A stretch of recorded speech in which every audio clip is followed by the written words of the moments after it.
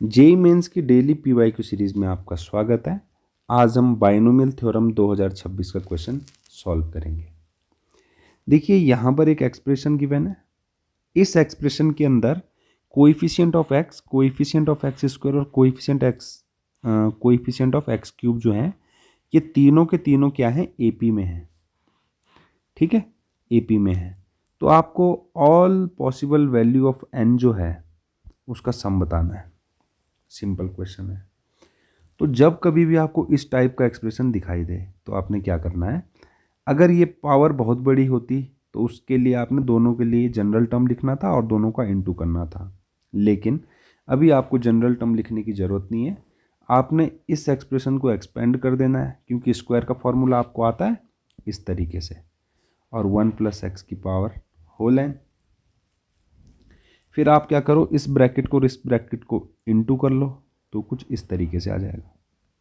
ठीक है, अब आप आराम से कोएफिशिएंट ऑफ एक्स स्क्वायर और कोएफिशिएंट ऑफ एक्स क्यूब निकाल लीजिए। अब देखिए, अब आप मुझे बताइए, ये एक्सप्रेशन यहाँ पे लिखा हुआ है, इसमें मुझे कोएफिशिएंट ऑफ एक्स फाइंड करना है। तो कोएफिशिएंट ऑफ एक्स यहाँ से तो निकल नहीं सकता, क्योंकि यहाँ पर ऑलरेडी एक्स का स्क्वायर है बाहर से, और अगर इस एक्सप्रेशन से आपने कोई भी एक्स निकाला तो एक्स की पावर बढ़ जाएगी लेकिन घटेगी नहीं। तो यहाँ से भी एक्स नहीं मिलेगा, यहाँ से भी एक्स नहीं मिलेगा, एक्स यहाँ से मिल जाएगा।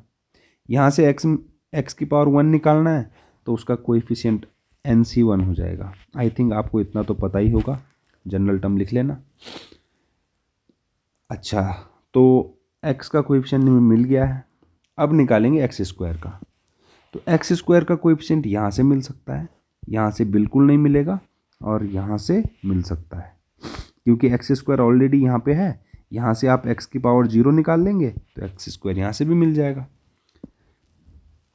तो आपको एक्स यहाँ से एक्स स्क्वायर निकालना है और इस वाले के अंदर से एक्स की पावर 0 निकालनी है, तभी एक्स स्क्वायर मिलेगा। तो ये हो जाएगा NC2 + 2। ऐसे ही एक्स क्यूब निकालना है, तो एक्स क्यूब यहाँ से निकल सकता है, यहाँ से निकल सकता है, यहाँ से तो तब भी नहीं निकलेगा। तो NC3 यहाँ से निकालेंगे, NC3 से, और यहाँ देखो एक्स स्क्वायर ऑलरेडी है।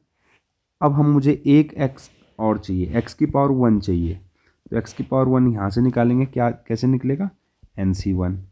तो 2 बाहर से है और NC1। अब क्योंकि ये तीनों ही AP में है तो 2 टाइम्स बीच वाली टर्म इक्वल टू फर्स्ट और थर्ड टर्म का सम, ये तो आपको पता ही है। तो सीधे हो जाएगा 2 × NC2 + 2 = NC1 + NC3 + 2 times NC1। Okay, अब इसको सॉल्व कर रहा हूँ मैं यहाँ पर। ये हो जाएगा 2 × n × n-1/2, यानी कि NC2 को मैंने ओपन कर दिया, ऐसे ही ओपन होगा, आप कर सकते हैं, +4 = NC1, और यहाँ पर 2NC1 है, तो ये 3 × NC1 हो जाएगा। NC1 की वैल्यू n होती है, प्लस NC3 कितना होता है, n-1 n-2/3 फैक्टोरियल, 3 फैक्टोरियल 6 होता है। अब इसको सिंप्लीफाई कर लेते हैं, n² - n + 4 = एलसीएम ले लूँगा मैं, 18n + n³ और ये हो जाएगा n³। एक सेकेंड, थोड़ा सा इसको सिंप्लीफाई करते हैं, n² - n-2/6।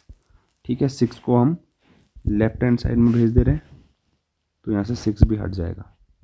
ठीक है, एलसीएम ले लिया मैंने RHS में और 6 को लेफ्ट साइड में भेज दिया। तो अब इसका इनटू करता हूँ तो ये हो जाएगा n³ - 3n² +